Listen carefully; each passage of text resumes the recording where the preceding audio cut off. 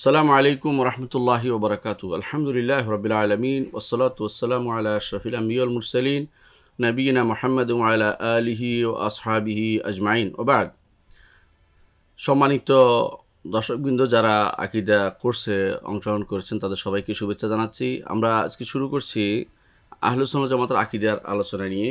গত দুটি পর্বে আমরা বিস্তারিত আলোচনা করেছিলাম যে আল্লাহর নাম এবং গুণের ক্ষেত্রে আমাদের কি কি নীতি অবলম্বন করা উচিত।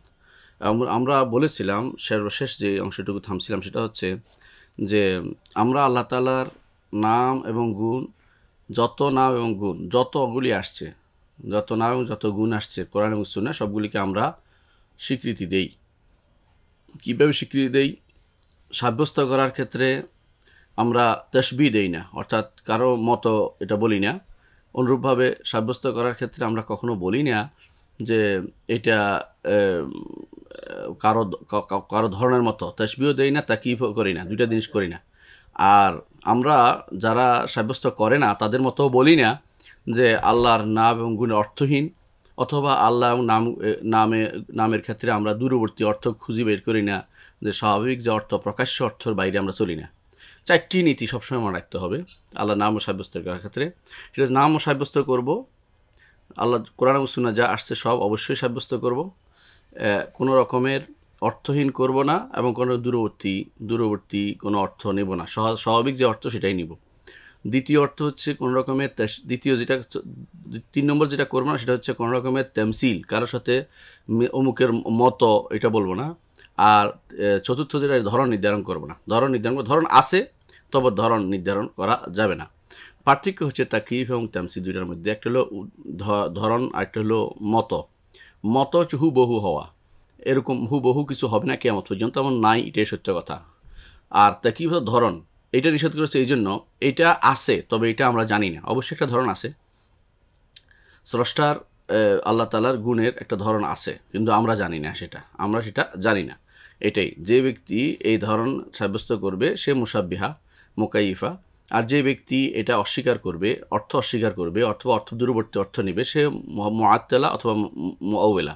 এই দুইটা থেকে বাইরে হয়ে আলহামদুলিল্লাহ আমরা মিনবাই নিফাসি ওয়া দামিন লাবান খালিসা, দুধ এবং মিনবাই নিফাসি ওয়া দামিন, রক্ত এবং গোবরের মাঝখানে ফ্রেশ দুধ যেমনি গরু থেকে আমরা বের করি, তেমনিভাবে আমরা মুআত্তিলা এবং মুশাব্বিহা, অর্থাৎ যারা তাতিল করে, আল্লাহর সিফাতকে, আল্লাহর নাম এবং গুণকে অস্বীকার করে, এবং যারা আল্লাহর নাম এবং গুণকে ধরন নির্ধারণ করে দেয়, অথবা কারো মতো নির্ধারণ করে দেয়, এদের মাঝখান দিয়ে আলহামদুলিল্লাহ আমরা মাঝখানে নিয়ে আসছি। সেটা কি?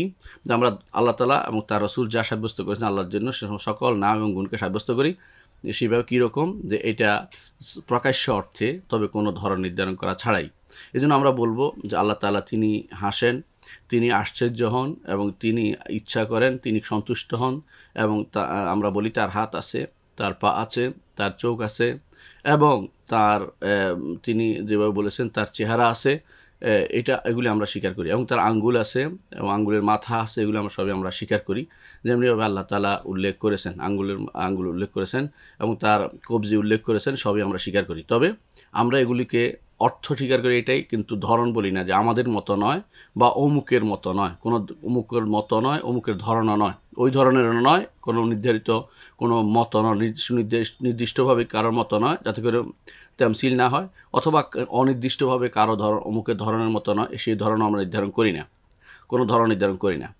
আর আমরা এগুলি অর্থহীনও করি না, এবং এগুলিকে দূরবর্তী অর্থে নিজেদের মন মতো যেভাবে ইচ্ছে সেভাবে সাজিয়ে মন মতো অর্থ করি না, কারণ এটা হচ্ছে সলফে সালেহ নীতি বিরুদ্ধ। তাহলে আমরা দেখতে পাইলাম যে এই আল্লাহর নাম গুণের ক্ষেত্রে এই নীতি যে ব্যক্তি অবলম্বন করবে সে হচ্ছে আহলুস সুন্নাহ ওয়াল জামাতের আকীদার অন্তর্ভুক্ত। আর এর বাইরে যে কেউ এর কোনো ভিন্ন অর্থ করবে, সে আহলুস সুন্নাহ ওয়াল জামাতের আকীদার বাইরের লোক, এবং যারা এটা করবে তাদের কখনো আহলুস সুন্নাহ ওয়াল জামাতের অন্তর্ভুক্ত বলা যাবে না। বিশেষ করে এই জন্য আমরা আশারি, মাতুরিদি এবং অনুরূপভাবে যারা মুআত্তিলা, মুশাব্বিহা আছে, এদের কাউকে আমরা আহলুস সুন্নাহ ওয়াল জামাতের অন্তর্ভুক্ত মনে করি না। এবং তারা অন্যান্য ক্ষেত্রে যদি আহলুস সুন্নাহ ওয়াল জামাতের কাছে থাকে, তো আমরা বলবো এই ক্ষেত্রে তারা আহলুস সুন্নাহ ওয়াল জামাতের অন্তর্ভুক্ত, কিন্তু এই সমস্ত ক্ষেত্রে তারা আহলুস সুন্নাহ ওয়াল জামাতের বাইরে। কিছুতে তারা কিছু কিছু জিনিস হতে পারে তা আহলে সুন্নাতের ভিতরে, কিন্তু কিছু জিনিসে তারা বাইরে। যেমন আমরা বলবো যে তারা আল্লাহ তাআলার রুবুবিয়ত সাব্যস্ত করার ক্ষেত্রে আমরা আহলে সুন্নাত জামাতের পক্ষে তারা, কিন্তু আল্লাহ তাআলার উলুহিয়ত ইবাদাতের সাব্যস্ত করার ক্ষেত্রে আহলে সুন্নাত জামাতের বাইরে তাদের নীতি রয়েছে। অনুরূপভাবে তাদের আসমা সিফাতের ক্ষেত্রে তাদের আহলে সুন্নাত জামাতের বাইরে নীতি রয়েছে, এটা আমরা বলবো।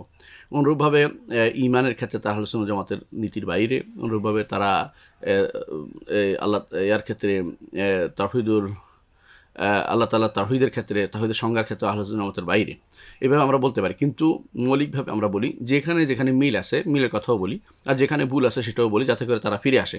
এর তো এই নয় যে আমরা পরিপূর্ণভাবে আহলে সুন্নাতের বাইরে তাদেরকে বলছি। হ্যাঁ, পরিপূর্ণভাবে আহলে সুন্নাতের বাইরে বলি তাদেরকে যারা পরিপূর্ণ বের হয়ে চলে গেছে, যেমন তথাকথিত যারা মুতাজিলা আছে, অনুরূপভাবে যারা খারেজিরা আছে, খাওয়ারেজ, এরা আহলে সুন্নাত জামাতের বাইরে চলে গেছে। তো তাদেরও কিছু কিছু জায়গায় মিল থাকতে পারে আমাদের সাথে কোনো কোনো জায়গাতে, সেগুলো থাকলেও মৌলিক যেহেতু বেশিরভাগ জায়গাতে তারা আহলে সুন্নাত জামাতের নীতির বাইরে, তাদেরকে সরাসরি নির্দিষ্ট নামে তাদেরকে বলতে হবে। আর যারা আহলে সুন্নাত জামাতের সাথে মিলে তাদেরকে বলতে হবে যে এইগুলোতে মিলছে, বাকিগুলোতে মিলে নাই, স্পষ্টভাবে বলতে হবে। সুতরাং আমরা বলি যে আহলে সুন্নাত জামাত যারা আশারি এবং মাতুরিদি তারা আহলে সুন্নাত জামাতের বাইরে, যতক্ষণ পর্যন্ত না তারা সহি আকিদায় ফিরে আসছে, যেটা আহলে সুন্নাত ওয়াল জামাতের আকিদা বলে স্বীকৃত, যুগ যুগ ধরে আলেমগণ বই লিখেছেন, কিতাব লিখেছেন, সেটা অনুসারে চলবে। আর যারা পরবর্তীদের কথা শুনে পরিবর্তিত হয়ে গেছে তারা আহলে সুন্নাত জামাতের বাইরে চলে গেছে। এই সংক্ষিপ্ত কথার পরে আমি আজকের দার্স শুরু করতে যাচ্ছি। আজকের দার্সের প্রথম শুরু হচ্ছে ঈমান বিল মালাইকা। মালাইকাদের উপর ঈমান কীভাবে হবে? মালাইকারা কারা প্রথম এটা আগে জানতে হবে। আল্লাহ তাআলার সৃষ্টির কোনো শেষ নাই, তিনি কত সৃষ্টি করেছেন তা আমরা জানিও না। তিনি কিছু সৃষ্টি করেছেন এমন যাদেরকে তিনি জিজ্ঞাসাবাদ করবেন, তাদেরকে তিনি পরবর্তী জিজ্ঞাসা করবেন। দুনিয়াতে তাদেরকে বিবেক দিয়েছেন, যেই বিবেকের কারণে তার পাকড়াও করা হবে, এবং তাদেরকে এমন এমন দিয়েছেন ভালো মন্দ দুইটা নেয়ার মতো, তাদেরকে হাদাইনা হুন্নাস দেন, ভালো মন্দ দুইটার জ্ঞান তাদেরকে দিয়েছেন, অর্থাৎ ভালোও করতে পারে খারাপও করতে দুইটা শক্তি তাদেরকে দিয়েছেন। এরা হচ্ছে মানুষ এবং জিন। এই জন্য তাদের জন্য আল্লাহ তাআলা পুরস্কার রেখেছেন, যে যারা ভালো করবে তাদের জন্য পুরস্কার জান্নাত দিবেন, যারা খারাপ করবে জাহান্নাম দিবেন। এর বাইরে আল্লাহ তাআলা আরও দুই ধরনের সৃষ্টি আছে। এক ধরনের সৃষ্টি আল্লাহ তাআলা সৃষ্টি করেছেন এই জন্য তাদেরকে ভালো করার জন্যই সৃষ্টি করেছেন। এরা হচ্ছে ফেরেশতা, মালাইকা। এরা খারাপের দিকে যায় না, খারাপের দিকে তাদের নাই, ঝোঁক নাই, এবং খারাপ করার প্রতি তাদের কোনো আগ্রহ নাই, তারা সেদিকে যায় না। আরেক ধরনের সৃষ্টি আছে যারা শুধু খারাপের দিকে যায়, এরা হচ্ছে শায়াতিন, শয়তানগুলো খারাপের দিকে যায়। হ্যাঁ, শয়তানগুলো যারা ঈমান আনে তারা জিন, তারা ভালো মন্দ দুইটা তারা যে কোনোটা তার মধ্যে থাকে। আর যারা বেশি খারাপ তারা খারাপের দিকে চলে যায়। তাহলে আমরা দেখতে পাচ্ছি যে আল্লাহ তাআলার সৃষ্টির বিভিন্ন রকমের আল্লাহ তাআলা সৃষ্টি করেছেন, যাদেরকে তিনি তাকলিফের অন্তর্ভুক্ত করেছেন। তাকলিফ অর্থ হইল আল্লাহর নির্দেশকে মান্য করার মতো, আল্লাহর নির্দেশকে মান্য করার মতো তৈরি, আদেশ নিষেধকে যাদের উপর পতিত হবে, আদেশ নিষেধ যারা মানতে বাধ্য, এদেরকে বলে মুকাল্লাফ। এদের উপর যাদের নির্দেশনা আসছে তারা হচ্ছে মানুষ এবং জিন। এর বাইরে আল্লাহর এমন এক সৃষ্টি আছে, যে সৃষ্টির নাম মালাইকা, যারা কখনো আল্লাহর নির্দেশের বাইরে চলে না। তারা শুধু ইয়াফআলুনা মা ইউমারুন, আল্লাহ যে নির্দেশ দেয় সেটাই শুধুমাত্র পালন করে। আল্লাহ তাআলা তাদের সম্পর্কে বলেছেন, ওয়াকালু ইত্তাখাযার রহমানু ওয়ালাদান সুবহানাহু বাল ইবাদুম মুকরামুন। আল্লাহ তাআলা তারা বলে, অর্থাৎ কাফেররা বলতো যে আল্লাহ সন্তান গ্রহণ করেছেন। এই সন্তান কাদেরকে বলতো? মালাইকাদেরকে বলতো। আল্লাহ তাআলা বলছে বাল ইবাদুম মুকরামুন, তারা হচ্ছে আল্লাহর সম্মানিত বান্দা, আল্লাহর সম্মানিত বান্দারা। লা ইয়াসবিকুনাহু বিল কাওলি, তারা আল্লাহর কথার বাইরে চলে না। ওহুম বিআমরিহি ইয়ামালুন, আল্লাহর নির্দেশ প্রতিপালন করে চলে। তো আল্লাহ তাআলার এই সৃষ্টি হচ্ছে তারা আল্লাহর নির্দেশ প্রতিপালন করে চলে, আল্লাহর নির্দেশের বাইরে চলে না। এবং তারা এমন এক সৃষ্টি, তারা আল্লাহ তাআলা যা বলেন তাই শুধুমাত্র করে, এর বাইরে আগ বাড়িয়ে কোনো কিছু করে না। হ্যাঁ, আগ বাড়িয়ে কোনো কিছু করে না। এই জন্য একবার রাসূলুল্লাহ সাল্লাল্লাহু আলাইহি ওয়াসাল্লামের দরবারে জিবরিল আসতে দেরি করার কারণে রাসূলুল্লাহ সাল্লাল্লাহু আলাইহি ওয়াসাল্লাম বললেন যে আপনি যদি বেশি বেশি আসতেন, তখন আল্লাহ তাআলা আল্লাহ তাআলা আয়াত নাজিল করলেন। জিবরিল সেটা জানিয়ে দিলেন তাদেরকে যে আমরা তো আল্লাহর নির্দেশ ব্যতীত কখনো নাজিল হই না। আল্লাহ যখন নাজিল আমাদেরকে করেন, আমাদেরকে বলেন, তখন শুধুমাত্র আমরা নাজিল হই। অর্থাৎ ওয়া মা নাতানাজ্জালু ইল্লা বিআমরি রাব্বিক, আমরা আপনার রবের নির্দেশ ব্যতীত আমরা নাজিল হই না। অর্থাৎ আল্লাহ নির্দেশ শুনলেই তারা শুধু করে, আল্লাহ নির্দেশ পালনের জন্য তাদেরকে সৃষ্টি করে। তারা নেগেটিভ সাইড অর্থাৎ পালন করবে না, এটা তাদের আনন্দ নাই। তাদের আনন্দই হচ্ছে এটা যে পজিটিভ, অর্থাৎ কীভাবে আল্লাহর নির্দেশ পালন করবে, তাদের মধ্যে সেই আনন্দই তাদের মধ্যে সবসময় বিরাজ করে এবং তারা সেটার মধ্যেই তারা আনন্দ পায় এবং সেটাই তারা তাদের অন্তর সেদিকেই ধাবিত হয় সবসময়। এটা হচ্ছে মালাইকাদের মূল কথা। মালাইকাদের আল্লাহ কেন সৃষ্টি করেছেন? আল্লাহ তাআলা তিনি একাই সব কিছু করতে সক্ষম। মালাইকা তিনি সৃষ্টি করেছেন তার নিয়ম শৃঙ্খলা, তিনি নিয়ম শৃঙ্খলা যেভাবে করেছেন সব কিছু সেভাবে সবগুলোকে শৃঙ্খলার সাথে পরিচালনার জন্য তিনি সেটা করেছেন। যদিও তিনি অর্ডার দিয়ে কুন ফায়া কুন বললে সেটা হয়ে যায়। তিনি আসমান জমিন সবে সৃষ্টি করেছেন এবং তারপর মালাইকাদের সৃষ্টি করেছেন, সবই তিনি তার সৃষ্ট। তো আল্লাহ তাআলা সৃষ্টি করেছেন বিভিন্ন রকমের প্রাণী। কেন তিনি করেছেন বা কীভাবে করেছেন এত প্রশ্ন করার সুযোগ আমাদের হাতে নেই, কারণ লা ইউসআলু আম্মা ইয়াফআলু ওয়া হুম ইউসআলুন। আল্লাহ তাআলা কী করবেন এই প্রশ্ন করার অধিকার আমাদের নাই। আল্লাহ তাআলা তিনি আমাদেরকে প্রশ্ন করবেন, আমরা তাকে প্রশ্ন করার অধিকার রাখি না। এই জন্য তিনি মালাইকাদের সৃষ্টি করেছেন। মালাইকাদের বিভিন্ন কাজ আছে, সেই কাজগুলো তিনি নির্ধারণ করে দিয়েছেন। এখন তাদের সৃষ্টি কী দিয়ে হচ্ছে আমরা এটা আগেও আলোচনা করেছি, আপনাদের এখনও জানা দরকার। মালাইকাদের সৃষ্টি হচ্ছে আল্লাহ তাআলার সৃষ্ট নূর থেকে। সৃষ্ট নূর আল্লাহর মানে আল্লাহ তাআলার নূর নয়। আল্লাহ তাআলার নূর বা আল্লাহ তাআলার কোনো অংশ কাউকে বলা এটা হচ্ছে শিরিক, এটা বলা যাবে না। তো আল্লাহ তাআলা সৃষ্ট একটি নূর থেকে আল্লাহ তাআলা তাদেরকে সৃষ্টি করেছেন, অর্থাৎ নূরের তৈরি তারা। কিন্তু এই নূর আল্লাহর গুণ যে নূর সেটা নয়, আল্লাহর গুণ যে নূর সেটা নয়। এটা কখনো আল্লাহর গুণ যে নূর যে আল্লাহ একটা গুণ, এটা কখনো কোনো মানুষ বা কোনো সৃষ্ট কোনো প্রাণী বা কোনো আল্লাহর কোনো মাখলুকাতের অংশ হতে পারে না। এটা যদি কেউ বলে সঙ্গে সঙ্গে মুশরিক হয়ে যাবে, কারণ স্রষ্টার অংশ কখনো আলাদা, স্রষ্টার অংশ তাই আলাদা মনে করতেছে। এই জন্য যারা বলে, অনেকেই বলে থাকে যে রাসূল আল্লাহর নূরের তৈরি, তারা মুশরিক। এবং যারা বলে থাকে যে পাঞ্জেতান পাক ফাঞ্জেতান, 5টি পাক পবিত্র তন বা দেহ, এগুলি যারা বলতো এরাও মুশরিক। এদের পিছনে সালাত হবে না, এদের সাথে কোনো সম্পর্ক রাখা যাবে না, ইমানদার বলে তাদের বিশুদ্ধ হবে না। বরং বলতে হবে যদি কেউ বলে যে রাসূল নূরের তৈরি, যে সৃষ্ট নূর, তাহলে সে পথভ্রষ্ট এবং বেদাতি এবং সে গোমরা এবং সে হারাম কথা বলেছে, গুনাহের কথা বলেছে, কবিরা গুনাহের কথা বলেছে, মিথ্যা কথা বলেছে। কিন্তু যখন বলবে আল্লাহ নূরের তৈরি, তখন মুশরিক হয়ে যাবে সঙ্গে সঙ্গে। তো ফেরেশতারা নূরের তৈরি, তবে আল্লাহ নূর বলাটা জায়েজ হবে না। বলতে হবে ফেরেশতার নূরের তৈরি, সেই নূরটা হচ্ছে সৃষ্ট নূর, এর দিয়ে আল্লাহ তাআলা তাদের সৃষ্টি। নূর কি? নূর হচ্ছে উজ্জ্বল আলো, উজ্জ্বল আলোর মাত্রা তৈরি। সেটা এমন আলো যেটা পোড়ায় না। আর আগুন হলো, নূর এবং নারের পার্থক্য হচ্ছে আগুন হচ্ছে পোড়াইয়ে ফেলে, আর নূর হচ্ছে পোড়াইয়ে ফেলে না, আলোকিত করে। আর মানুষকে আল্লাহ তাআলা মাটি দিয়ে সৃষ্টি করেছেন। আল্লাহ তাআলা রাসূলুল্লাহ সাল্লাল্লাহু আলাইহি ওয়াসাল্লাম 3টা কথা উল্লেখ করেছেন হাদিসে। রাসূলুল্লাহ সাল্লাল্লাহু আলাইহি ওয়াসাল্লাম বলেছেন খুলিকাতিল মালাইকাতু মিনান নূর, মালাইকাদেরকে সৃষ্টি করেছে নূরের থেকে। ওয়া খুলিকাতিল জান্নু মিন নার, আর যারা জিন তাদেরকে আগুন থেকে সৃষ্টি করা হয়েছে। খুলিকা আদম কামা উসিফা লাকুম, আর আদমকে সৃষ্টি করা হয়েছে যেভাবে তোমাদেরকে জানানো হয়েছে, কোরআনে যেভাবে জানানো হয়েছে। এটা কি? মাটি থেকে আল্লাহ তাআলা আদমকে সৃষ্টি করেছেন। আল্লাহ তাআলা কোরআনে কারীমে বারবার বলেছেন যে মিন তুরাবিন খালাকনাকুম মিন তুরাবিন, তোমাদের মাটি থেকে সৃষ্টি করেছি। সুতরাং আমরা মাটির তৈরি। এখন যে যত অস্বীকারে করুক মাটির তৈরি, আমরা সে মাটির অবস্থায় নেই, তবে আমরা মাটিতে আবার ফিরে যাব। এই জন্য মানুষ মাটির সাথে মিশে যায়, আবার মরার পরে মাটিতে মিশে যায়। এই জন্য কোরআনে কারীমে আল্লাহ তাআলা বলেছেন মিনহা খালাকনাকুম ওয়া ফিহা নুঈদুকুম ওয়া মিনহা নুখরিজুকুম তারাতান উখরা। এই জন্য যারা অস্বীকার করে তাদের জিজ্ঞাসা করতে হবে মাটিতে মিশে যায় কেন, মাটিতে মিশে যায় কেন, জিজ্ঞাসা করতে তাদেরকে। হ্যাঁ, অনেকে মাটিতে মিশে যান আল্লাহর কুদরত, আল্লাহ তাআলা দেখেন, ভিন্ন কথা। কিন্তু বেশিরভাগ মানুষের মাটিতে মিশে যায় এই জন্য, কারণ এটার তৈরি, এটাতে আবার মিশে যাচ্ছে ধীরে ধীরে। এটাই আল্লাহ তাআলা যেমন বলেছেন কোরআন হাদিসে, রাসূলুল্লাহ সাল্লাল্লাহু আলাইহি ওয়াসাল্লাম বলেছেন, এবং এটা বাস্তবও যে এটা মাটির তৈরি। তো সেই মাটির অবস্থায় নেই। যে কেউ বলতে পারে আমি তো মাটি দেখতে পাচ্ছি না, মাটি দেখার প্রয়োজনে নতুন অবস্থান তৈরি হয়েছে, মাটি থেকে পরিবর্তিত হয়ে তারা এই অবস্থায় তৈরি হয়েছে। আমাদের হাত ভিন্ন ধরনের একটা চামড়া হয়েছে, সুম্মা আনশানাহু খালকান আখার, ভিন্ন রকমের সৃষ্টি হয়ে গেছে, কিন্তু মূল হচ্ছে মাটি। এটা বিশ্বাস করতে হবে কোরআন এবং সুন্নাহর কথা। কিন্তু মালাইকারা তারা নূরের তৈরি, সেই নূর আলো, সেই নূর দিয়ে আল্লাহ তাআলা তাদেরকে সৃষ্টি করেছেন। এদেরকে আল্লাহ তাআলা সৃষ্টি করেছেন তার ইবাদতের জন্য। ইবাদতের বাইরে তারা কোনো চিন্তা করে না এবং তারা আল্লাহর আনুগত্য করে চলে সব সময়। আল্লাহ তাআলা কোরআন কারীম বলছেন ওয়ালাহু মান ফিস সামাওয়াতি ওয়াল আরদ, মালিকানা তারই, আসমান এবং জমিনে যা কিছু আছে সব কিছুর মালিকানা কার? আল্লাহর। ওয়া মান ইনদাহু, আর যারা তার কাছে আছে, এর থেকে দলিল পাওয়া যায় আল্লাহর কাছে আছে অর্থ হচ্ছে আল্লাহ তাআলার কাছে থাকার জায়গা আছে। যারা বলে আল্লাহর কাছে বলতে বলা যাবে না, এটা তারা পথভ্রষ্ট।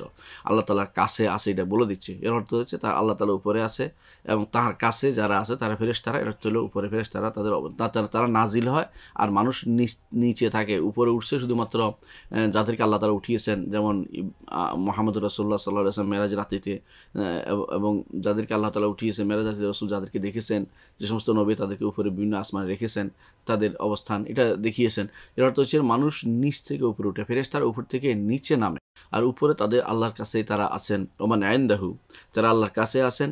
লা ইস্তাকবিরুন আন ইবাদাতিহি, তারা আল্লাহর ইবাদত করতে অহংকার করে না। ওয়ালা ইস্তাহসিরুন, এবং তারা সেটা কোনো আফসোসের বিষয় মনে করে না, কষ্টের বিষয় মনে করে না।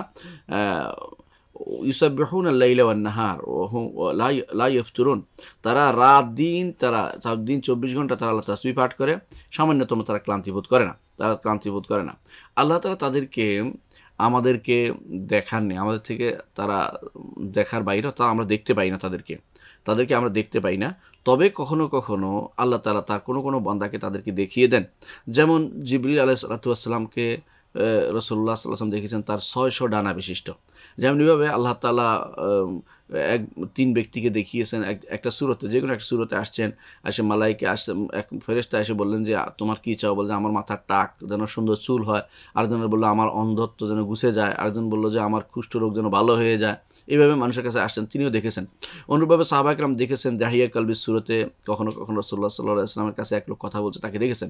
কিন্তু মৌলিকভাবে ফেরেশতারা দৃশ্যমান নয়, দেখার মতো নয়, দেখা যায় না তাদেরকে, এবং তাদেরকে না দেখে ঈমান আনতে হয়। এটা ঈমান বিল গায়বের অংশ, এটা ঈমানুল গায়বের অংশ। এবং রাসূলুল্লাহ সাল্লাল্লাহু আলাইহি ওয়াসাল্লাম বলেছেন তারা আছেন, আল্লাহ কোরআনে বলেছেন তারা আছেন। এর অর্থ হচ্ছে তাদেরকে আমরা না দেখে ঈমান আনতে হবে তাদের উপরে। এটা এই না দেখে ঈমান আনার অংশ। তাদেরকে কখনো কখনো কেউ দেখলেও এটা হচ্ছে বিশেষভাবে কখনো কখনো আল্লাহ তাআলা কাউকে দেখিয়েছেন, এবং সেই দেখা দ্বারা সবাইকে দেখতে হবে এটা জরুরি নয়। তারা বিভিন্ন রকমের সূরত এখতিয়ার করতে পারে, প্রত্যেকের নির্দিষ্ট একটা সূরত আছে, তারপরেও তারা বিভিন্ন রকম সূরত এখতিয়ার করতে পারে। কখনো তারা মানুষের সূরতে আসেন, কখনো তারা মানুষের সূরতে আসলে কোনো নির্দিষ্ট এক ব্যক্তির সূরতে আসতে পারে না, আবার অপরিচিত ব্যক্তির সূরতেও কখনো কখনো তারা আসেন, যেটা রাসূলুল্লাহ সাল্লাল্লাহু আলাইহি ওয়াসাল্লাম দরবারে আসছিল। এবং আমরা জানেন যে লম্বা এক হাদিসের কাহিনী আমরা জেনেছি, সেটা হাদিস জিবরিল নামে বিখ্যাত, যেখানে কেউ তাদের কাকে চিনতে পারেনি এবং বুঝতেই পারেনি কেউ যে অমুকের মতো বা অমুকের মতো। তো এরকম অন্য সময় আবার কখনো কখনো দাহিয়াল কালবির রাদিয়াল্লাহু আনহু সূরতে আসতেন। তো কখনো কখনো তিনি তার রাসূলুল্লাহ সাল্লাল্লাহু আলাইহি ওয়াসাল্লাম তাকে দেখেছেন 600 ডানা বিশিষ্ট, সেই হিসাবে দেখেছেন। এবং তাদের রয়েছে ডানা। আল্লাহ তাআলা কোরআনে কারীম উল্লেখ করেছেন, আলহামদুলিল্লাহ ফাতিরিস সামাওয়াতি ওয়াল আরদ জাইল মালাইকাতি রুসুলান উলি আজনিহাতি মাসনা ওয়া থুলাথা ওয়া রুবা', যে আল্লাহ তাআলা বলেছেন, আল্লাহ তাআলা প্রশংসা করছেন নিজের, যে আলহামদুলিল্লাহ ফাতিরিস সামা, আসমান জমিনের তিনি স্রষ্টা, জাইল মালাইকাতি রুসুলান, মালাইকাদেরকে তিনি বার্তাবাহক বানিয়েছেন, ফেরেশতাদেরকে তিনি মালাইকাদেরকে বার্তাবাহক বানিয়েছেন। উলি আজনিহাতিন, ডানা বিশিষ্ট, মাসনা ওয়া থুলাথা ওয়া রুবা', দুই ডানা, তিন ডানা, চার ডানা, এবং ওয়াজিদু ফিল খালকি মা ইয়াশা, যাকে ইচ্ছা তাকে আরও বেশি ডানা দিয়ে দেন। যেমন জিবরিল আলাইহিস সালাতু ওয়াস সালামকে 600 ডানা বিশিষ্ট করে বানিয়েছেন। এটা আমাদেরকে ঈমান রাখতে হবে। হাদিস আছে রাসূলুল্লাহ সাল্লাল্লাহু আলাইহি ওয়াসাল্লাম বলেছেন যে তিনি জিবরিলকে ডেকেছেন যে লাহু সিত্তুমিয়াতি জানা, তার 600 ডানা আছে, কাদসাদ্দাল উফুক, পুরো প্রান্ত দেশ যতটুকু সব ঢেকে দিয়েছে। অর্থাৎ 600 ডানা চিন্তা করেন কত বড় হতে পারে। 600 ডানা দিয়ে পুরো, তিনি আর কিছু দেখতে পাচ্ছেন না, শুধু জিবরিলকে দেখতে পাচ্ছেন। এত বিশাল হচ্ছেন জিবরিল, আসল সৃষ্টিতে কিন্তু তিনি বিভিন্ন রূপ গ্রহণ করতে পারেন। আল্লাহ তাআলা কোরআনে কারিমে তাকে বলেছেন, ওয়ালাকাদ রাআহু নাজলাতান উখরা ইনদা সিদরাতিল মুনতাহা ইনদাহা জান্নাতুল মাওয়া ইয ইয়াগশা সিদরাতা মা ইয়াগশা মা যাগাল বাসার ওয়া মা তাগা লাকাদ রাআ মিন আয়াতি রাব্বিহিল কুবরা। তিনি বলছেন সূরা নাজমের মধ্যে আল্লাহ তাআলা বলছেন যে লাকাদ রাআহু নাজলাতান উখরা, আরেকবার দেখেছে জিবরিলকে মুহাম্মদ সাল্লাল্লাহু আলাইহি ওয়াসাল্লাম ইনদা সিদরাতিল মুনতাহা, সিদরাতুল মুনতাহার কাছে, ইনদাহা জান্নাতুল মাওয়া, যেখানে জান্নাতুল মাওয়া রয়েছে, ইয ইয়াগশা সিদরাতা মা ইয়াগশা মা যাগাল বাসার ওয়া মা তাগা, সিদরাকে যখন ঢেকে ফেলার যা ঢেকে ফেলবে আল্লাহর নূরের আলো যেখানে পড়েছে, তো মা যাগাল বাসার ওয়া মা তাগা, চক্ষু কখনো বাঁকা হয়নি এবং কখনো বিভ্রাম ঘটেনি। লাকাদ রাআ মিন আয়াতি রাব্বিহিল কুবরা, আল্লাহর বড় বড় নিদর্শনসমূহ দেখেছে, অনেক নিদর্শন তিনি দেখেছেন, যার মধ্যে একটি আছে জিবরিলকে দেখা, এটা একটা নিদর্শন। তার 600 ডানা বিশিষ্ট আবার তিনি দেখেছেন, দুনিয়ার বুকে একবার দেখেছেন, আকাশে আরেকবার দেখেছেন তার এই 600 ডানা বিশিষ্ট। দুইবার রাসূলুল্লাহ সাল্লাল্লাহু আলাইহি ওয়াসাল্লাম জিবরিলকে পূর্ণ সূরতে দেখেছেন। জিবরিল আলাইহিস সালাতু ওয়াস সালাম কখনো কখনো ভিন্ন মানুষের সূরতে আসতেন, যেমন মারিয়ামের কাছে এসেছিলেন তিনি ফাতামাসসালাহা বাশারান সাউইয়া, একেবারে পূর্ণ সুন্দর মানুষ হিসেবে আসছেন। আসে কি বললেন, যখন জিবরিল ফাতামাসসালাহা বাশারান সাউইয়া, যখন সুন্দর মানুষ দেখলেন, তখন মারিয়াম আলাইহিস সালাতু ওয়াস সালাম তিনি ভয় পেয়ে গেলেন। তিনি বললেন, ইন্নী আউযু বির রহমান মিনকা ইন কুনতা তাকিয়া, আমি রহমানের আশ্রয় নিচ্ছি, তুমি যদি কোনো আল্লাহর ভয়কারী হও তুমি আমার কাছে এসো না। ক্বালা ইন্নামা আনা রাসূল রাব্বিকা লিআহবা লাকি গুলামান যাকিয়া, তিনি বললেন যে আমি তো তোমার রবের পক্ষ থেকে একজন আনা রাসূল রাব্বিক, একজন প্রেরিত মানুষ, আমি তোমাকে একটা সন্তানের সুসংবাদ দিতে এসেছি। সেটা কি? তিনি ফু দিয়ে দিলেন আর সন্তান ধারণ করলেন মারিয়াম আলাইহিস সালাতু ওয়াস সালাম। তাহলে তিনি মানুষের আকারও আসেন, এটা আল্লাহ তাআলা কোরআন দিয়ে উল্লেখ করলেন। অনুরূপভাবে আমরা রাসূলুল্লাহ সাল্লাল্লাহু আলাইহি ওয়াসাল্লাম দরবারে যখন আসছেন, তখন কেউ তাকে চিনে না। হাদিসে যেটা আসছে, হাদিস জিবরিলে, সেটা দ্বারা বোঝা যাচ্ছে যে তাকে কেউ চিনতে পারেনি যতক্ষণ পর্যন্ত তিনি রাসূলের সামনে বসছেন, বসে তাকে জিজ্ঞাসা করলেন, উত্তর নিলেন। এ দ্বারা বোঝা গেল তিনি তাকে চিনতে পারেননি, কেউ তাকে চিনতে পারেনি। পরবর্তীতে রাসূল জানিয়ে দিলেন যে তিনি হচ্ছেন জিবরিল আলাইহিস সালাতু ওয়াস সালাম। তাহলে আমরা জানলাম যে আল্লাহর এই যারা আল্লাহর একটি সৃষ্টি আছে যাদেরকে মালাইকা বলা হয়, এবং মালাইকে বহু বচন, মালাক এক বচন। আমাদের দেশে যেটা ফেরেশতা বলা হয়, ফেরেশতা আসলে এদের নাম নয়, এটা ফার্সি নাম তারা দিয়েছে। এই ফেরেশতা না বলা উচিত, কিন্তু সমস্যা হচ্ছে আমরা ফেরেশতা না বলে কেউ চিনি না। মালাইকে বললে কেউ চিনব না, এই জন্য আমরা বলে থাকি। কিন্তু ফেরেশতা বললে চিনা যায়, এই জন্য বলে থাকি। ফেরেশতা আসলে এটার সঠিক অনুবাদ হয় না। কেন? ফেরেশতা অর্থ দূত হয়, আর ফেরেশতা অর্থ দূত হলে সেই সব অর্থ মালাক অর্থ দূত হিসেবে নিয়েছে। কিন্তু ফেরেশতা শব্দটা ফার্সি শব্দ, এইটা তাদের আবিস্তাকের মধ্যে ফেরেশতা শব্দটা আসছে, সেখান থেকে তাদের ধর্মের মধ্যে সেটা আসে, এবং ফার্সিতে এটা প্রচুর ব্যবহৃত হয়, এই জন্য তারা এটাকে অর্থ করে নিয়েছে ফেরেশতা হিসেবে। আর আমাদের দেশে যেহেতু একসময় পারস্যিক প্রভাব ছিল, সেই সময় থেকে আমাদের দেশে এই মালাইকা ফেরেশতা বলাটা আমাদের দেশে চালু হয়েছে। যদি এটা ভিন্ন মালাক বা মালাইকা বলা যায় তাহলে সবচেয়ে উত্তম হয়, কিন্তু অসুবিধা নাই। লা মাশাআতা ফিল ইসতিলাহ, পরিভাষায় কোনো সমস্যা নেই যদি সেখানে কোনো খারাপ কিছু না আসে। আর যেহেতু ফেরেশতা বলে কোনো খারাপ কিছু আসে না, সেহেতু সেটা বলা যাবে। আর এটা এখন আল্লাহর নাম ও গুণ নয়, এটা হচ্ছে এক শ্রেণী আল্লাহর একটি সৃষ্টির নাম হিসেবে আমরা উল্লেখ করছি, এবং এটার নাম উল্লেখ করলে কোনো সমস্যা হবে বলে মনে করি না। তবে উত্তম হচ্ছে অবশ্যই মালাইকা বা মালাক বলা। আমরা আরও ঈমান আনি, ওয়া নুমিনু বিআন্নাল মালাইকাতা আমালান কুল্লিফু বিহা, আমরা এটা ঈমান আনি যে মালাইকাদের কিছু আমল আল্লাহ তাআলা দায়িত্ব দিয়েছেন, দায়িত্ব তারা পালন করে থাকে, কিছু দায়িত্ব তাদেরকে দিয়েছেন। যেমন জিবরিল তাকে ওয়াহী নাজিলের দায়িত্ব দিয়েছেন।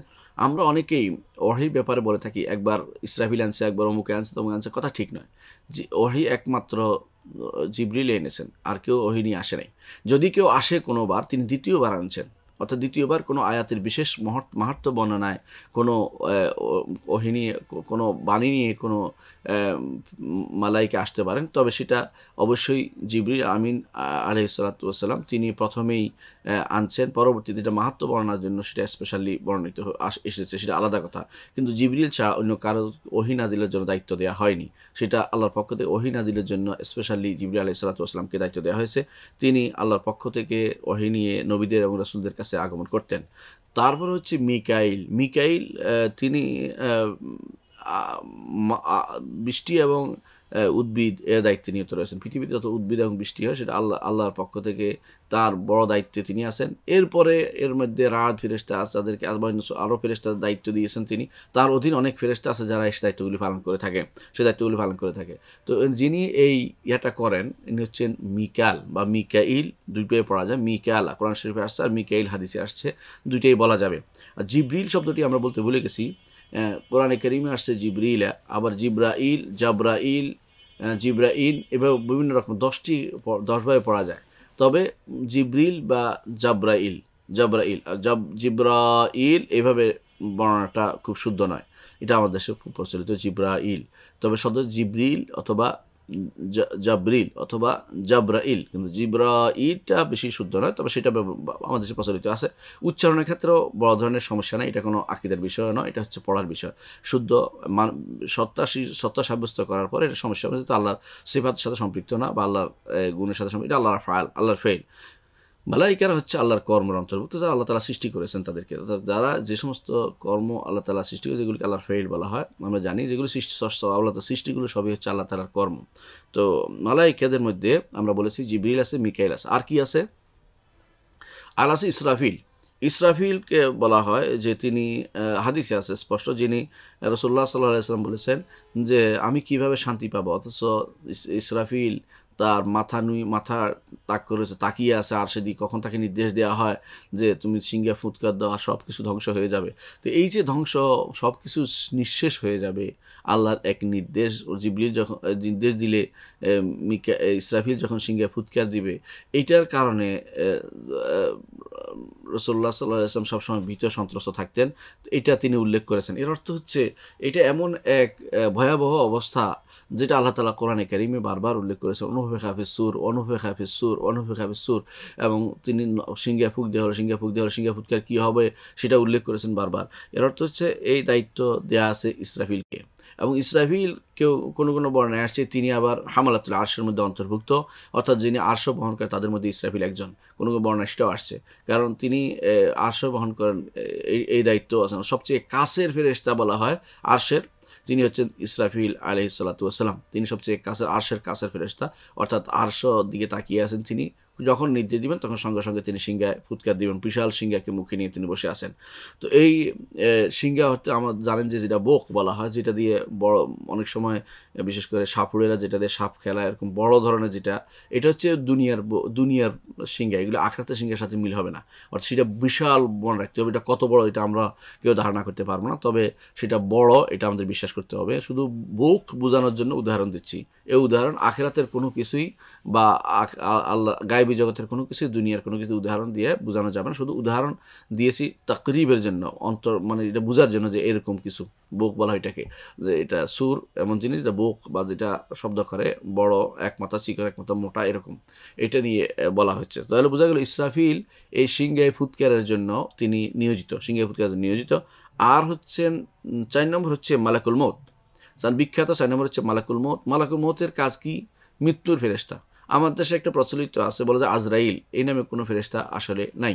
এগুলি শুধু মানুষের বানোয়াট কথা, এগুলি কোনো কোরআনেও আসে না, হাদিসেও আসে নাই। সুতরাং বোঝা গেল যে আজরাইল এখন থেকে আমরা বলবো না, আমরা বলবো মালাকুল মউত। আল্লাহ তাআলা কোরআনে কারীম বলেছেন, কুল ইতাওয়াফাকুম মালাকুল মউত আল্লাযী উক্কিলা বিকুম, বলুন তোমাদেরকে মৃত্যু দেয় মালাকুল মউত, মৃত্যুর ফেরেশতা, যে দায়িত্ব, যাকে তোমাদের দায়িত্বে নিয়োজিত করা হয়েছে। মালাকুল মউতকে তোমাদের মৃত্যুর জন্য নিয়োজিত করা হয়েছে, আল্লাহ তাআলা বলেছেন। এর অর্থ হচ্ছে মালাকুল মউত হচ্ছে এটার মূল দায়িত্ব, মৃত্যুর ফেরেশতা এটা একক দায়িত্ব, এটার নাম ওনার, অথবা এটা ওনার গুণ, যেটাই হোক, এটা এখন তার নামের মতো হয়ে গেছে। মানুষ এই কাজের জন্য নিয়োজিত থাকলে সাধারণত নামে ধরা হয়, সেই হিসেবে মালাকুল মউত আপনি বলতে পারেন মৃত্যুর ফেরেশতা। সেটা জিবরিল বা সেটাকে আজরাইল নাম দেওয়া উচিত হবে না, শুদ্ধ হবে না, এবং নাম দিলে এটা গুনাহ হবে, কারণ বেহুদা নাম দেওয়া আপনার পক্ষ থেকে নাম দিতে পারেন না যতক্ষণ পর্যন্ত কোরআন ও সুন্নাহে না আসে। যেহেতু গায়বী জগতের জিনিস, নিজে বসে বসে এক ফেরেশতার নাম এটা, অমুক ফেরেশতার নাম এটা এভাবে বানানো জায়েজ নেই যতক্ষণ পর্যন্ত কোরআন এবং সুন্নাহে সেটা না আসবে। তো তাহলে আমরা দেখলাম যে 4 জন বিখ্যাত ফেরেশতার নাম আমরা জানলাম। সাথে সাথে আরও কিছু ফেরেশতা আছে যেগুলোর নাম জানলে আমাদের জন্য ঈমান আনা সহজ হবে, যেগুলোর নাম জানলে ঈমান আনতে হবে। সেগুলো এক মধ্যে হচ্ছে মালাকুল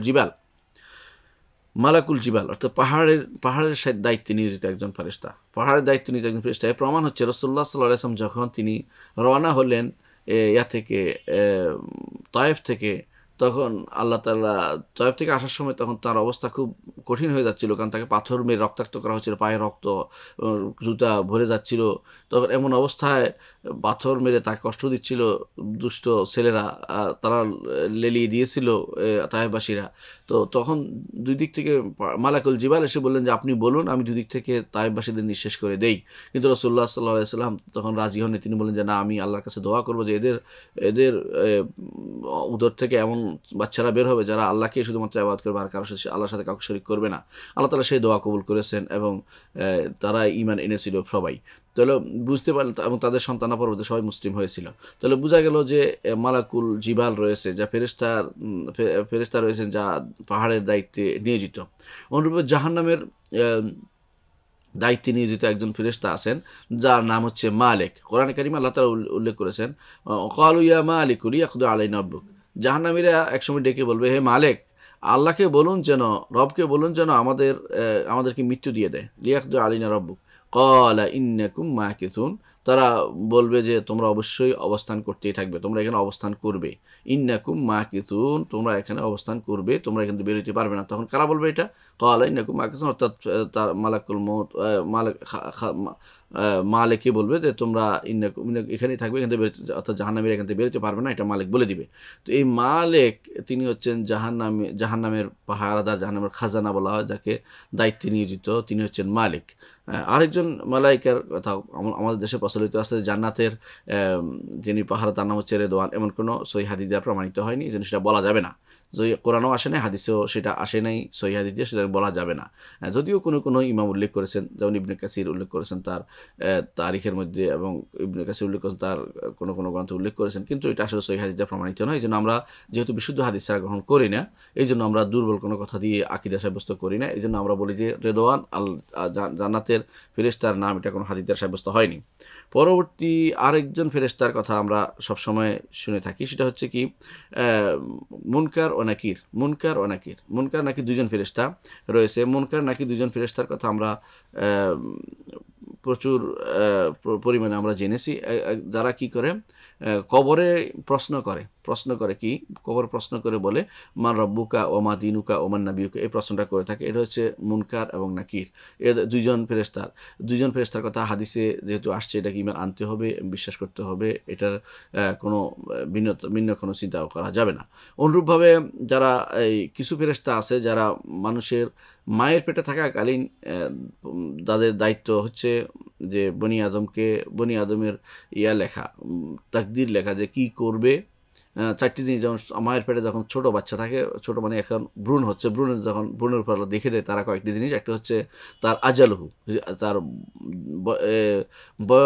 বয়স কতদিন পাবে, ওয়া রিজিক কতদিন হবে, হ্যাঁ, আজালু আমালহু, আমল কি করবে, কি আমল করবে, তারপরে সে সৌভাগ্যশালী দুর্ভাগা হবে, এই 4টা জিনিস লিখে দেয়। সৌভাগ্যশালী বা অর্থাৎ ইমানদার না কাফের লিখে দেয়। এর অর্থ হচ্ছে সে তার এই 4টা জিনিস লিখে দেয় মায়ের পেটে। এদের ফেরেশতা দ্বারা নিয়োজিত এই কাজটিও করাতে। অনুরূপভাবে কিছু ফেরেশতা আছে বনি আদমকে হেফাজত করার দায়িত্বে নিয়োজিত রয়েছে। আল্লাহ তাআলা কোরআনে কারীম বলেছেন ওয়ায়ুরসিলু আলাইকুম হাফাযা, তিনি তোমাদের জন্য হাফাজা ফেরেশতা পাঠান।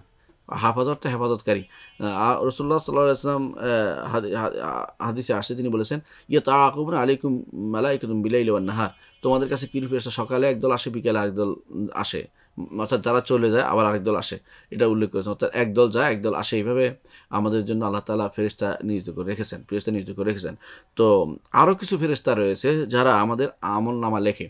এদেরকে আমরা কোরআনে কারিমে পাই, এদের নাম হচ্ছে কেরামুন কাতিবিন, কাতিবুন কেরাম যাদেরকে বলা হয়, অর্থাৎ সম্মানিত লেখকবৃন্দ। এরা দুইজন নয় বা দুই দল, এরা দুইজন নয়, দুই দল। কেন, ডান দিকের একদল, বাম দিকের আরেক দল রয়েছে। এরা মানুষের আমলনামা লিখে থাকে।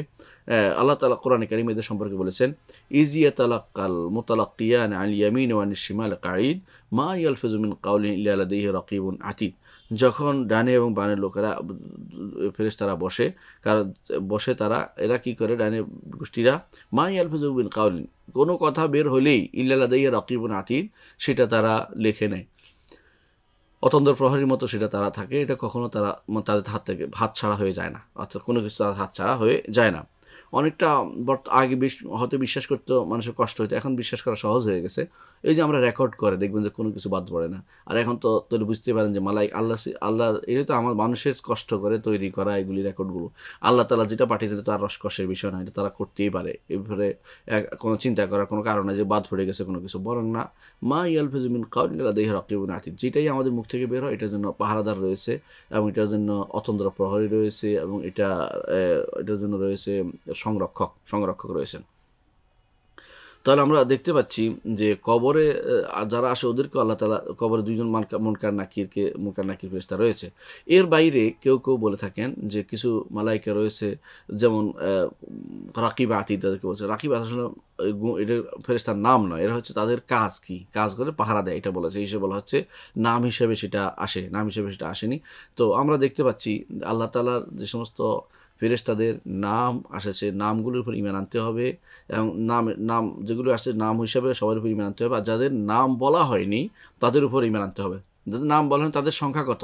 আল্লাহ তাআলা তাদের সংখ্যা এত বেশি রেখেছেন। আল্লাহ নিজে বলেছেন যে রাসূলুল্লাহ তাদের সংখ্যা এত বেশি যে রাসূলুল্লাহ সাল্লাল্লাহু আলাইহি ওয়াসাল্লাম বলেছেন, আল্লাহ তাআলা নিজে বলেছেন, ওমা ইয়ালামু জুনুদ রাব্বিকা ইল্লা হু।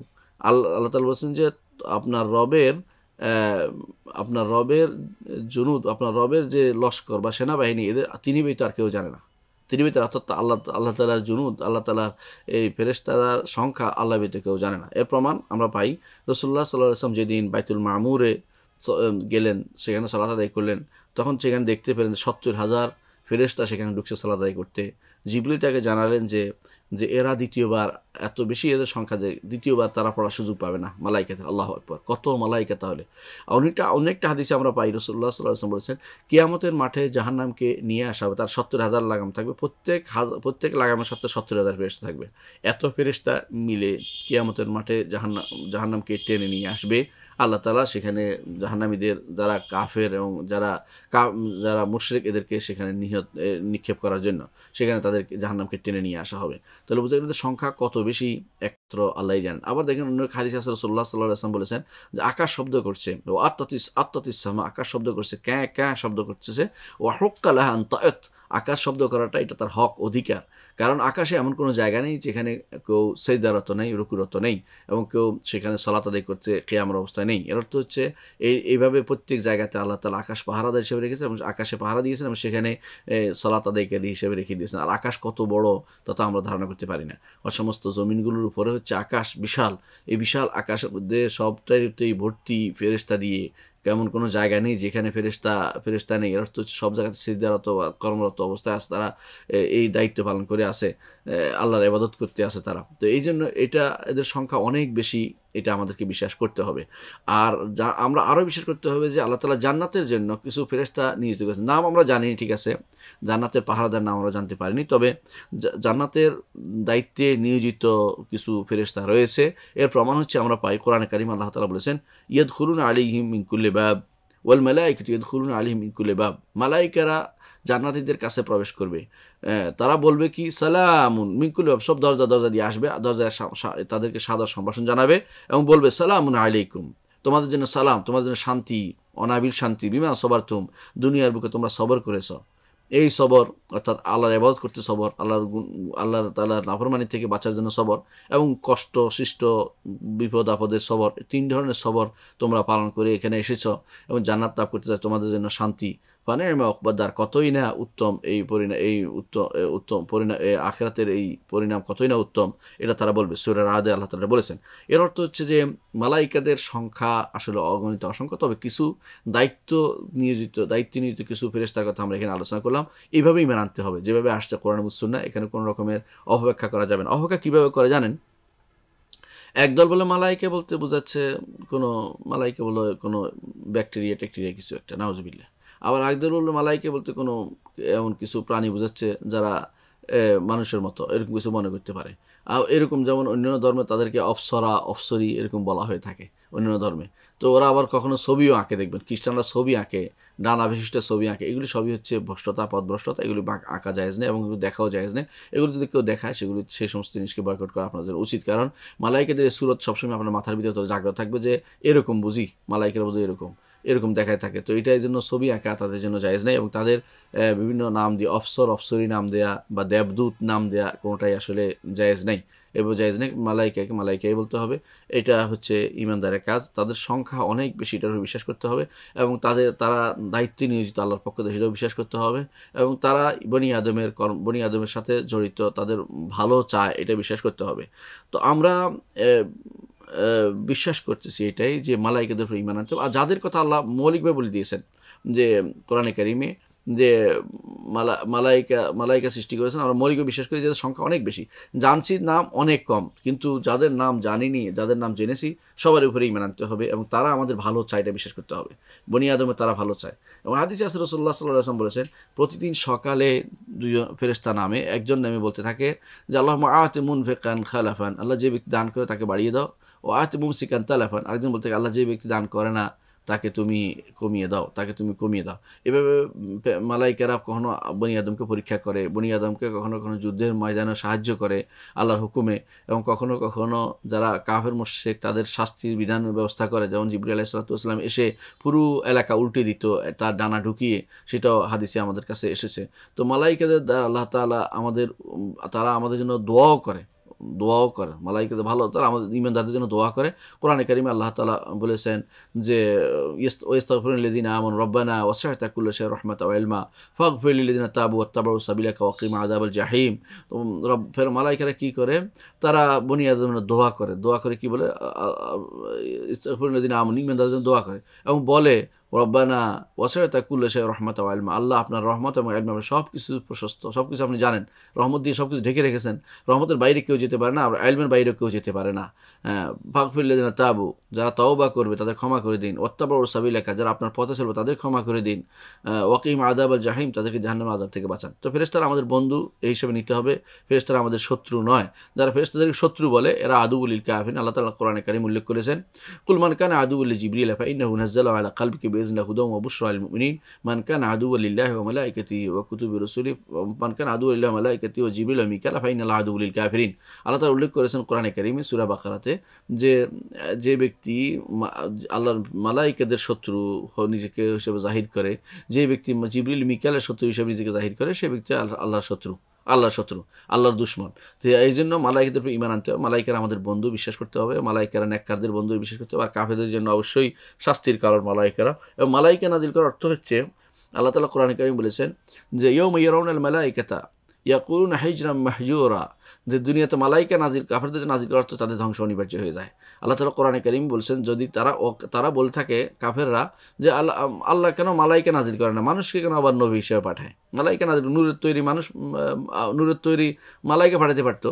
আল্লাহ তাআলা কোরআনে কারীমে এটা বলছেন, লাউ আনজালনা মালাকান লাকুদিয়াল আমরু, যদি মালাইকা পাঠাতাম তো ধ্বংস করে দিত তারা, কারণ মালাইকাদের নির্দেশনা, মালাইকারা আল্লাহ নির্দেশ পাইয়েই ধ্বংস করে দিত। আর নবী সবর করে, ধৈর্য ধারণ করে, সবর আশা করে, লেগে থাকে। এই জন্য আল্লাহ তাআলা মানুষ হিসেবে নবীকে পাঠিয়েছেন, মানুষদের মধ্যে থেকে নবী পাঠিয়েছেন, কারণ তিনি ধৈর্য ধারণ করবেন এবং এটাকে যথাযথভাবে তারা করবেন। তিনি চিন্তা করবেন যে একজন মানুষ যে হেদায়েত হয় তার এই লাভ। কিন্তু যদি মালাইকারা আসতো, মালাইকারা আল্লাহর নির্দেশ পাওয়ার সাথে সাথে তারা এত ধৈর্য ধারণ করতো না, আল্লাহর নির্দেশ পাওয়ার সাথে সাথে তারা ধ্বংস করে দিত। এটা লাকুদিয়াল আমর, আল্লাহ তাদেরকে ধ্বংস হয়ে যেত। এর অর্থ হচ্ছে যে বনি আদম থেকে নবী পাঠানো আল্লাহর পক্ষ থেকে বিরাট রহমত আমাদের জন্য, আর মালাইকারা আসে সেটা আমাদের জন্য এত সুখকর হতো না, এত বুঝাতে পারতো না তারা আমাদেরকে, এবং আমাদের জন্য কোদোয়া বা হতো না, আদর্শ হতো না। এবং তারা তখন বলতো কি, যে আমরা হলো মানুষ আর হলো ফেরেশতা, এটা কেন আমাদের জন্য পাঠানো হয়েছে, উল্টা। অর্থাৎ এটাই দেখবেন দুনিয়ার বুকে যারা পথভ্রষ্ট, তারা সবসময় যেটা পাইছে এটা নিয়ে তারা সন্তুষ্ট না। তারা সবসময় বলবে যে এটা কেন করা হলো। ঠিক যদি তাকে জিজ্ঞাসা করে কোনটা করা হতো, এখন তার কিন্তু কোনো উত্তর পাওয়া যাবে না। আজও দেখবেন নাস্তিক যারা আছে, এই নাস্তিক ব্লগার আসিফ মহিউদ্দিনরা, এরা বলবে যে এটা কেন হলো, ওইটা কেন হলো, কিন্তু তাদের জিজ্ঞাসা করতে হলে কোনটা হলে ভালো হতো, দেখুন সে কোনো সমাধান দিতে পারবে না। সে এমন এক হাস্যকর সমাধান দিবে কখনো কখনো, যেটা আপনি কখনো খুঁজে পাবেন না যে এটা সত্য বলে, মানে এটা মেনে নেওয়ার মতো কোনো কিছু নেই।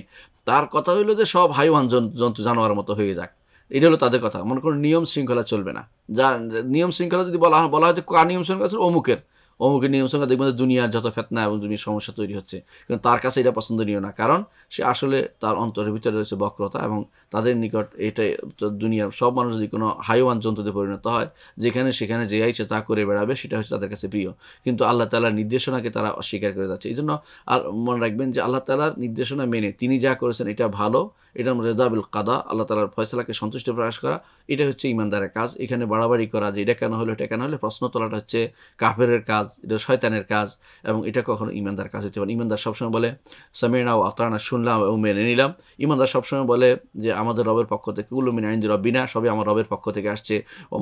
ওমাই ইয়াযাক্কারু ইল্লা উলুল আলবাব, যারা বিবেকবান তারা সবসময়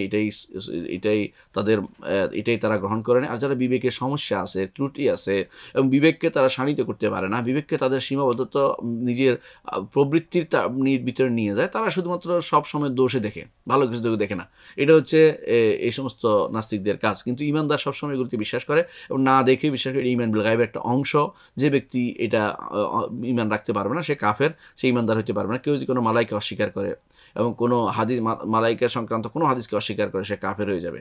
এটা আমাদেরকে বিশ্বাস রাখতে হবে।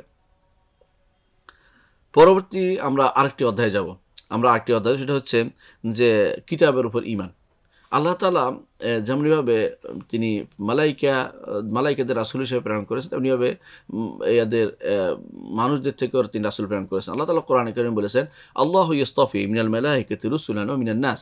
আল্লাহ তাআলা তিনি মালাইকাদের থেকেও রাসূল প্রেরণ করেন, মানুষদের থেকেও রাসূল প্রেরণ করেন। হ্যাঁ, আল্লাহ অর্থাৎ উভয় থেকে। মালাইকাদের রাসূল কীরকম? তাদের কাজ হচ্ছে বনি আদমের কাছে পৌঁছে দেয়া, নবীদের কাছে পৌঁছে দেয়া, রাসূলদের কাছে পৌঁছে দেয়া, এটা দায়িত্ব। আর বনি আদমের রাসূল যাদেরকে প্রেরণ করেছেন তাদের দায়িত্ব কি? তারা মানুষের কাছে আল্লাহর বাণী পৌঁছে দেয়। এই বাণীটা নিয়ে হচ্ছে আমাদের এখন আলোচনা। এটা আল্লাহর কিতাবও তিনি নাজিল করেছেন, যুগে যুগে কিতাব নাজিল করেছেন। এই কিতাবটি হচ্ছে আল্লাহর বাণী, আল্লাহর কথা। এই কথা শব্দ আছে এবং এই কথার বর্ণ আছে, এবং এই কথা শব্দ এবং বর্ণ দিয়ে আল্লাহ তাআলা কথা বলেছেন।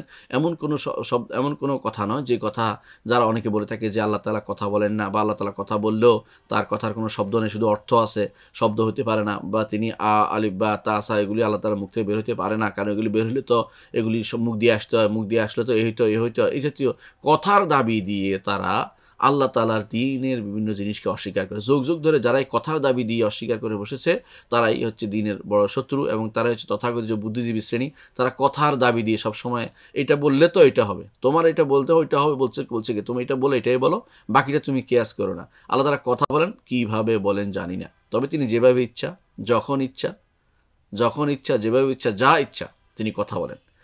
যেভাবে যখন ইচ্ছা, যা ইচ্ছা, যেভাবে ইচ্ছা তিনি কথা বলেন। যেভাবে ইচ্ছা, যখন ইচ্ছা, যা ইচ্ছা, এই তিনটি কথা বললাম, তিনি কথা বলেন। এটাকে আমাদের ঈমান আনতে হবে। তিনি এই কথা বলার গুণটি তার অনেক প্রাচীন, কথা বলা গুণটি অনেক প্রাচীন। এই কথা তিনি আবার যখন ইচ্ছা তখন কথা বলেন, অর্থাৎ তিনি আগেও কথা বলেছেন, এখনও কথা বলেন। তার কথা বলার গুণটি হচ্ছে প্রাচীন, এটা তার জাতি গুণ, সত্তাগত গুণ। ঠিক আবার সেটা তার ফেইলি গুণ, কর্মগত গুণও হয়। যখন তিনি ইচ্ছা করেন তখন কথা বলেন। যেমন তিনি আদম আলাইহিসসালাতু ওয়াসসালামের সাথে তখন কথা বলেছেন, আবার মুহাম্মদ রাসূলুল্লাহ সাল্লাল্লাহু আলাইহি ওয়াসাল্লামের সাথে কথা বলেছেন মেরাজ রাতিতে, আবার মুসা আলাইহিসসালাতু ওয়াসসালামের সঙ্গে কথা বলেছেন তার সাথে, যখন সেই সময় তিনি দুনিয়াতে এসেছিলেন। আবার ঈসা আলাইহিসসালাতু ওয়াসসালামের সাথে কথা বলেছেন যখন ঈসা আলাইহিস সালাম দুনিয়াতে এসেছিলেন। এখনও তিনি কথা বলেন, প্রতি রাত্রিতে তিনি কথা বলেন, কুল্লু ইয়াউমিন হুয়া ফি শান। এবং তিনি যখন কথা বলেন, হাদিসে আছে রাসূলুল্লাহ সাল্লাল্লাহু আলাইহি ওয়াসাল্লাম বলেছেন, যখন আল্লাহ তাআলা কথা বলেন তখন যেন তার কথা বের হওয়ার কথার আওয়াজ নয়, কথা বের হওয়ার অর্থাৎ তিনি আসার আওয়াজটা হচ্ছে কাসিলসিলাতিন আলা সফওয়ান, পাথরের উপরে জিঞ্জির দিয়ে অর্থাৎ দিয়ে লোহার দিয়ে আঘাত করলে যে শব্দ, এরকম শব্দ হতে থাকে। এবং সেই শব্দের কারণে, বিশাল শব্দ নিনাদের কারণে ফেরেশতারা সব বেহুশ হয়ে পড়ে। তখন প্রথম হুঁশে আসে জিবরিল আলাইহিসসালাতু ওয়াসসালাম। তিনি জিবরিল এসে বলেন যে তিনি সেটাকে আত্মস্থ করেন, কি বলেছেন আল্লাহ তাআলা, সেটা আত্মস্থ করার পরে সেটা তিনি পরবর্তী তারা হুঁশে আসে, তখন আল্লাহ তাআলা সেটা বলেন, জিবরিল সেটা বলেন, এবং সবাই সেটাকে বলেন, সেটা গ্রহণ করে নেয়। কোরআনে কারীমে আল্লাহ তাআলা সেটা উল্লেখ করেছেন, হাত্তা ইযা ফুজিআ আন কুলুবিহিম, যখন তাদের বেহুশ হয়ে যেত, হুঁশ যখন আসে, ক্বালু মাযা ক্বালা রাব্বুকুম, তারা বলে আল্লাহ কি বললেন। ক্বালুল হাক্কা, তিনি অবশ্যই সত্য বলেছেন।